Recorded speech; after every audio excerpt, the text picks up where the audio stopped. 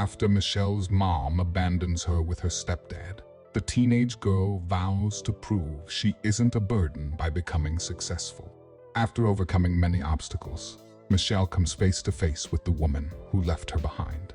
Michelle didn't realize something was wrong until her stepdad, Eugene, collapsed onto the sofa and started crying. They'd just arrived home and discovered a note from Mom on the coffee table. That same note now lay on the seat beside Eugene. Michelle navigated her wheelchair through the gap between the sofa and the armchair. She leaned over and snatched up the note. "Michelle, don't." Eugene reached to grab the note. Michelle reversed out of his reach. She needed to know what the heck was going on. She held the page in one hand. Her fingers shook as she scanned her mother's words. "I can't do it anymore. You know I never wanted children, but I tried my best to care for Michelle anyway. That burden has taken the best years of my life from me. But now that she's 16, I've decided it's time I pursue my dream of becoming an actress before it's too late." Michelle didn't read the rest. She crumpled the page in her fist as tears poured down her cheeks. Burden, was that all she was? An accidental pregnancy that further encumbered her mother by needing extra care? Her gaze snapped across to Eugene. "And what about you?" Michelle asked. "Am I a burden to you, too? It's not like I'm your real daughter, so nobody would blame you if you dumped me somewhere like a dog." "Never." Eugene rushed over, dropped to one knee, and wrapped his arms around Michelle. "I don't understand what has possessed your mother, but I love you like my own, Shelley, and I'll never abandon you." Michelle returned Eugene's hug, but Mom's words were seared into her thoughts. It wasn't like she'd asked to be like this. It wasn't like she enjoyed depending on others for help with her catheter, physiotherapy, or anything else. Eugene wiped the tears from Michelle's cheeks with his thumbs. "Look at me, Shelley, and listen close, okay? This is, well, it's an awful and shocking situation, but you've done nothing wrong. It will be tough, but we'll carry on without her, okay?" Carry on? No. Michelle decided right then to do whatever it took to prove her mother wrong. One day, when she was wildly successful, she'd get a detective to find her mom so she could flaunt her achievements in her mother's face. Michelle graduated at the top of her class and chose to major in film studies, despite other career options. "Are you sure about this?" Eugene asked over dinner, concerned. "I want to be a director," Michelle asserted, brushing off his worries. He persisted, mentioning her mother. Michelle denied any connection, focusing on her love for movies. Secretly, she imagined her mother's reaction to auditioning for a movie directed by her, but kept it to herself. The other students stared openly at Michelle as she entered the room. A young woman with bright magenta hair leaned over to whisper something to her friend, and both girls sniggered. Michelle didn't think much about it until a few days later. The instructor asked about the movie the class had watched the day before. Leela, the girl with magenta hair, answered with a ridiculous rant about physical film being superior to digital shooting. "I disagree," Michelle said. "I think there are benefits and drawbacks to both. Although there's a certain look and feel you can only get from physical film, digital allows you a greater range of editing options that might be more suitable for the project you're filming." "Only if you're lazy," Leela snapped. She didn't expect the new girl in a wheelchair to challenge her opinion like that. How dare she? Leela's eyes flickered with anger as she blurted, "Digital can never beat the authenticity of a movie shot on actual film. It's just not realistic." Michelle rolled her eyes. "Well, you can shoot silent movies in monochrome if you like, but everyone else is in the 21st century." Many students laughed at Michelle's reply and started teasing Lila. The instructor broke up the argument and urged the students to return to the topic, but Leela glared at Michelle for the remainder of the class. The day wasn't going to end well for Michelle. After classes finished for the day, Leila and her friends cornered Michael in an empty corridor. "You don't belong here," Leila snarled as she loomed over Michelle. "And I want you out of my class." "Your class?" Michelle arched her eyebrows. "Get over yourself." Michelle turned and forced her wheelchair through a gap between two of Lila's friends. As she headed away, her wheelchair lurched and tipped backward. "Not so fast," Leila sneered at her. She had a tight grip on Michelle's wheelchair handles and was now steering her toward a utility closet. "Hey, let me go." Michelle couldn't turn efficiently with her front wheels off the ground. "What the hell do you think you're doing?" "Showing you who's in charge here," Leila replied. "I didn't come to film school to listen to hacks like you." "Are you crazy?" Michelle reached back and tried to pry Leila's hands off her wheelchair. "Just because you don't agree with me doesn't mean you get to stuff me in a closet." "Oh, don't I?" "You're the one who has a problem here," Leila yelled. "All my life, I had to listen to freaks like you dissing actually good movies because all your feeble mind can comprehend is that bull that gets churned out for making money. There's no way I'm going to listen to it in film classes too. Not if I can help it. And the next time you want to cut me off, think about this moment right here." Before we continue, make sure to subscribe, hit the like button, and click the notification bell for more amazing stories. "Don't do this, Leila. Just let me go. Not until you've learned your lesson." Leila grinned as she closed the closet room door and turned the light off. A janitor found Michelle half an hour later and called campus security. "I don't think you should return to college until that girl has been expelled," Eugene said. "It's too dangerous." Michelle sighed. "I don't know what to do, Eugene. I don't understand how a person can be so fanatical about such a non-issue that they'd hurt someone else. Some people are just..." Eugene shook his head. "I don't know. But you can't take the risk that she'll bully you again. I've already pressed charges." Michelle took Eugene's hand in hers. "I won't let her get away with this." "Thank you, Eugene." Eugene frowned. "But I haven't done anything. You've been there for me whenever I needed you." Michelle smiled. "I can't tell you how much I love and appreciate you. We might have a tough fight ahead of us." Michelle's lawyer, Mr. Abubakar, said as he studied Michelle's paperwork. "Your bully, Leila, comes from a wealthy family and is sure to appear in court with an entire stable of lawyers." Mr. Abubakar lifted his gaze to Michelle. "Are you sure you're up for this?" Michelle nodded. "Absolutely." "Good. You have a strong case, but I must warn you that nothing is certain. With enough time and resources, which our opposition definitely has, even the strongest case can be sunk when it reaches judge and jury." "I understand. I'm not afraid of a fight, Mr. Abubakar, and I'll do everything I can to help you." Michelle leaned forward and looked into her lawyer's eyes. "Even if she does get away with this, I want to know that I did everything in my power to see her punished for bullying me." Mr. Abubakar smiled. "Okay, let's meet again in about a week's time. We'll discuss our strategy then." Michelle reached across the desk to shake Mr. Abubakar's hand. "I'll see you then." Over the next week, Michelle spent all her free time researching legal procedures and precedents for assault cases like hers. It was slow work, initially since she didn't understand most of the legalese, but she slowly became more familiar with the terms. When she returned to Mr. Abubakar's office, she brought a folder of notes and a legal book she'd loaned from the college library.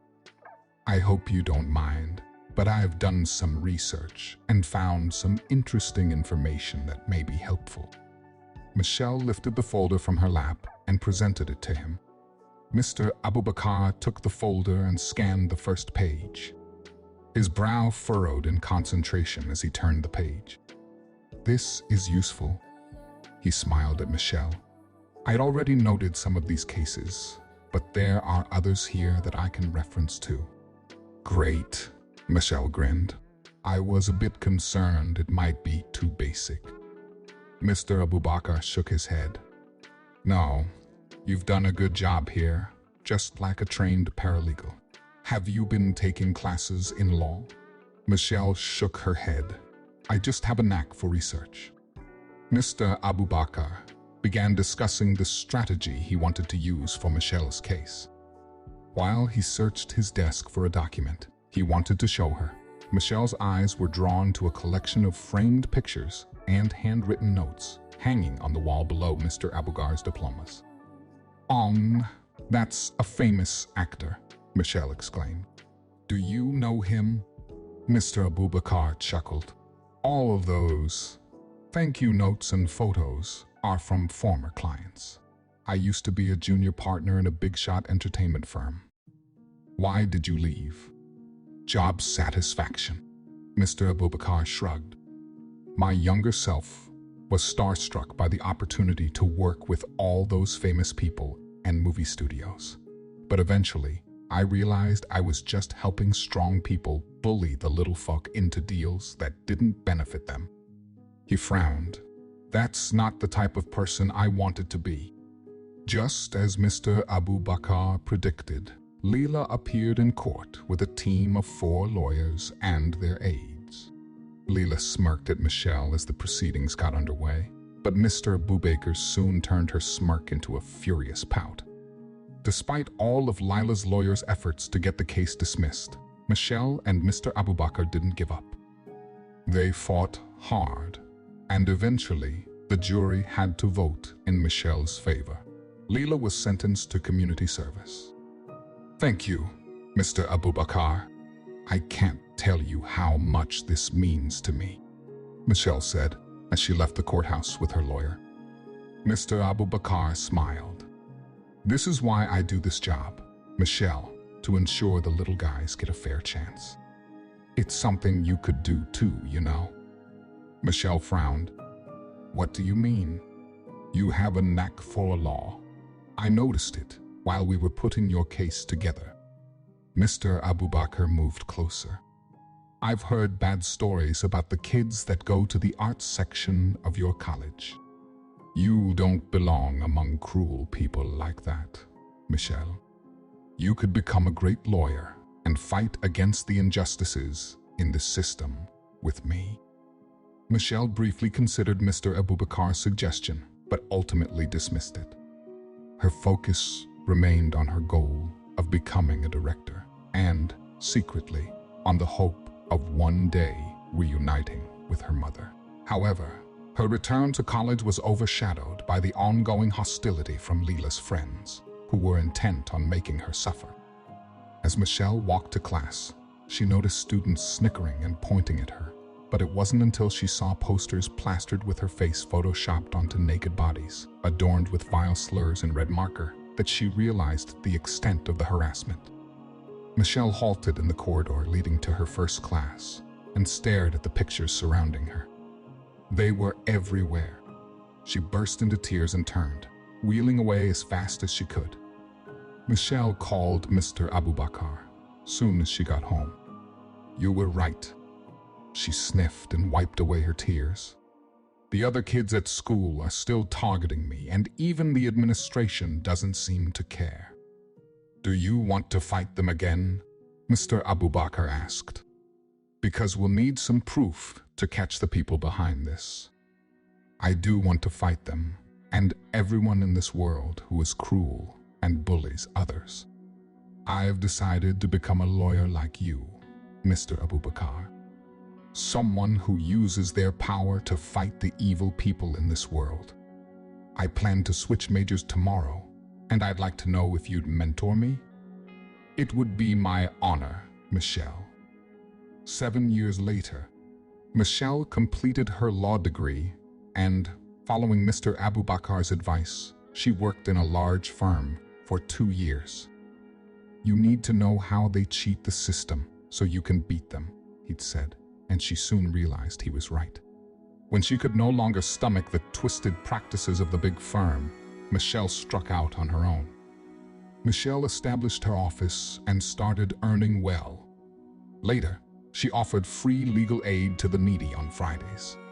However, her health worsened, leading her to undergo surgery despite the previous risks. After taking an extended leave to recover from surgery and complete her rehabilitation program, Michelle returned to her office. She parked her wheelchair in a corner of the room and slowly walked to her desk to sit in her brand new office chair. Michelle found it strange to use her legs post-surgery. She had entered the operation with only the hope of survival and the ability to continue helping her community. Despite some people congratulating her on social media for being able to walk again, she chose to block them all. Her first client arrived soon and distracted Michelle from her inner turmoil. Michelle stared at her in disbelief when the woman entered her office. "Is it true that you help people for free if they can't afford to pay you?" Michelle's mother, Iris, asked.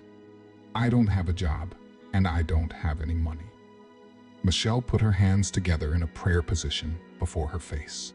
Could it be that her own mother didn't recognize her? Michelle thought about how she'd looked as a teenager. She'd worn her dark hair short in a boyish cut, so it was easier to care for, and she wore glasses all the time because she was so short-sighted. Now, she'd replaced her glasses with contacts, grown her hair to shoulder length, and dyed it blonde. Was that all it took to fool a mother who hadn't seen her child for years? I guess I was mistaken. Iris rose to leave, but Michelle gestured to her to wait. "No, you're right. Michelle hesitated on the verge of confronting the woman, but didn't know how. It was easier to focus on the job. "I do work pro bono," Michelle continued. "Please tell me why you need legal help." Michelle had often imagined reuniting with her mother when she was younger. Most of her daydreams featured Michelle in a position of power, the epitome of success. On the other hand, her mother would be wretched with need and apologize profusely to Michelle as she begged a favor. Having her daydreams play out, in reality, was not at all as satisfying as she'd imagined. Iris was in big trouble. She'd crashed into an influential businessman's luxury car while driving drunk, and the man's lawyers intended to throw the book at her. "Honestly, I don't think I can get you off entirely, but we can push for a reduced sentence, possibly even community service. I'll need more details, but first, can I offer you something to drink?" Michelle stumbled as she returned with refreshments for them. Iris quickly caught her elbow. "Are you okay?" Iris asked.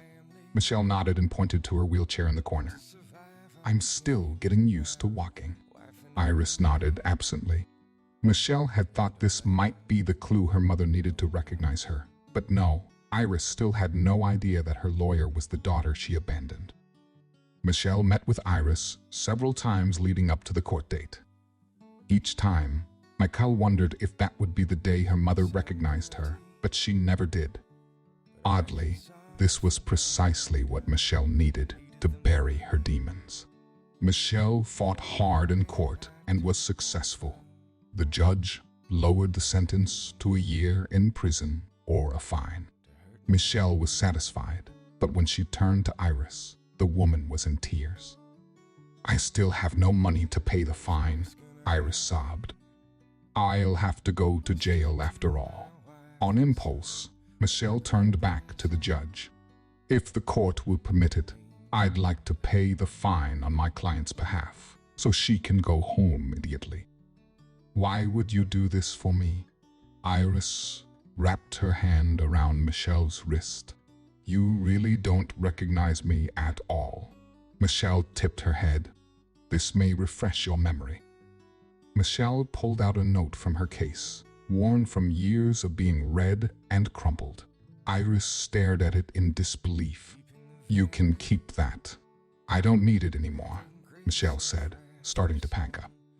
"I'm sorry your acting dreams didn't come true. but I hope you found happiness living for yourself. Wait, Michelle, we need to talk. No, Michelle shook her head. You didn't even recognize me, your own daughter. And I might not look exactly like the kid you abandoned, but seriously, please, just let me explain. Michelle walked out of the courtroom, leaving her mother behind for good. After settling the fine, she returned to her office to assist her next client.